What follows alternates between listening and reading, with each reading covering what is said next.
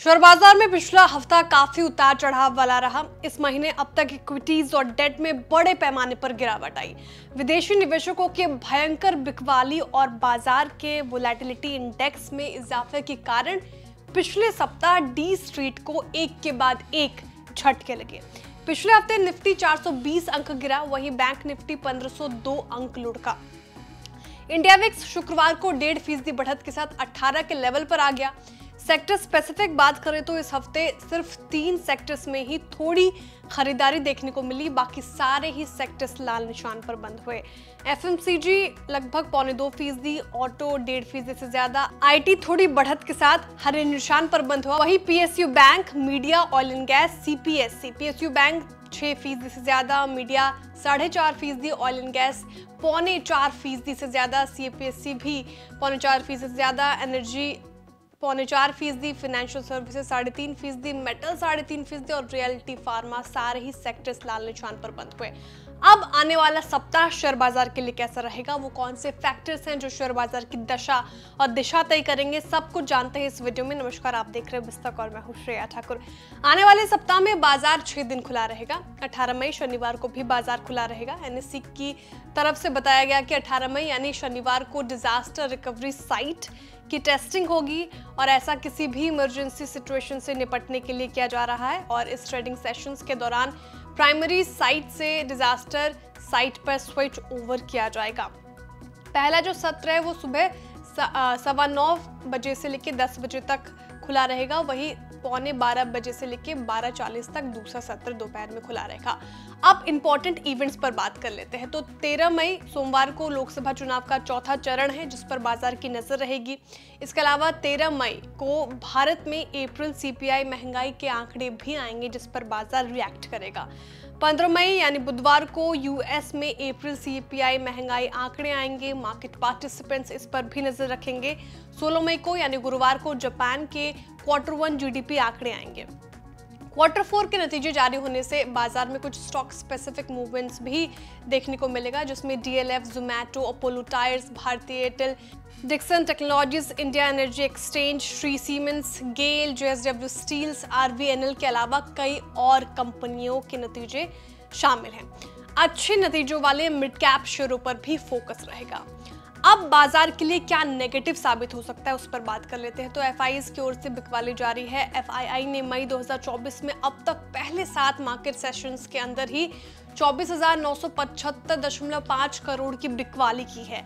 FIIs ने 17,083 करोड़ मूल्य की भारतीय इक्विटी बेची है और 10 मई तक अभी जो डेटा कह रहा है उसमें से कुल 16,797 करोड़ ऑफलोड किया है।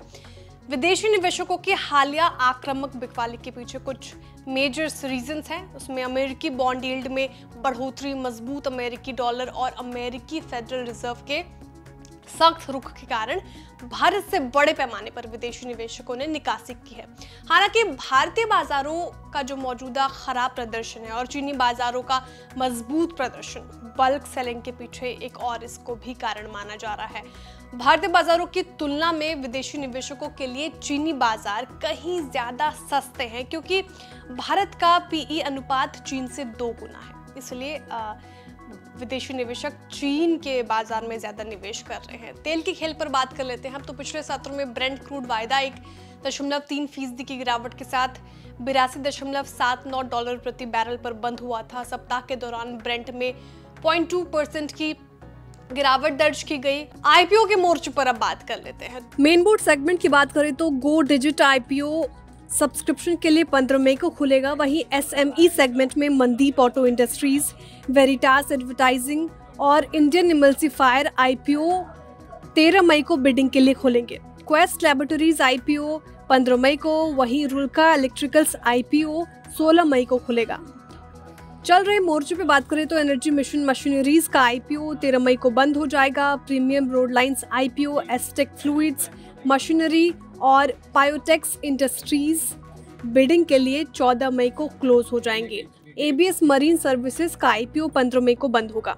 अब निफ्टी और बैंक निफ्टी के सपोर्ट लेवल पे बात कर लेते हैं। तो निफ्टी के सपोर्ट लेवल 21,950 से लेकर 21,900 के बीच रह सकते हैं निफ्टी के रेजिस्टेंस लेवल। 22,200 से लेकर 22,160 के बीच रह सकते हैं बैंक निफ्टी के सपोर्ट लेवल। 47,100 से लेकर 47,200, वहीं बैंक निफ्टी के रेजिस्टेंस लेवल 47,800 से लेकर 47,700 के बीच रह सकता है। तो ये थे कुछ फैक्टर्स जिस पर बाजार की चाल निर्भर करती है, लेकिन ज़्यादातर एनालिस्ट्स का कहना है कि किसी भी बड़े पॉजिटिव ट्रिगर के अभाव में चुनाव परिणाम आने तक कमज़ोर भावनाएं जो हैं, नेगेटिव सेंटिमेंट्स जो हैं, वो बाजार में जारी रहने की संभावना है। ये खबर हमने आपकी जानकारी के लिए पेश की है। भारतीय बाजार में कोई भी निवेश से पहले अपने सेबी रजिस्टर्ड फाइनेंशियल एडवाइजर की सलाह लेना ना भूलें। आपको ये जानकारी कैसी लगी कमेंट करके जरूर बताएं। वीडियो को लाइक करें, चैनल को सब्सक्राइब करें और देखते रहिए बिस्तक। बिस्तक आपके लिए लाया है प्रीमियम मेंबरशिप प्रोग्राम, जहां आपको मिलेंगे कई सारे फायदे, जिनमें मार्केट न्यूज़लेटर, लाइव चैट पर आपके सवालों के सबसे पहले जवाब, मार्केट आउटलुक, वीकेंड पर मार्केट स्कैन, एंकर्स के साथ चैट और भी बहुत कुछ। इस प्रीमियम सब्सक्रिप्शन में 3 तरह के प्लान्स हैं, सिल्वर, गोल्ड और प्लैटिनम, जिनकी शुरुआत मात्र 159 रुपए महीने से होती है। इससे जुड़ना भी बेहद आसान है। बिस्तक के YouTube चैनल पर जाएं, ज्वाइन बटन पर क्लिक करें और अपना प्लान सिलेक्ट करें। बस बन गए आप हमारे प्रीमियम मेंबर।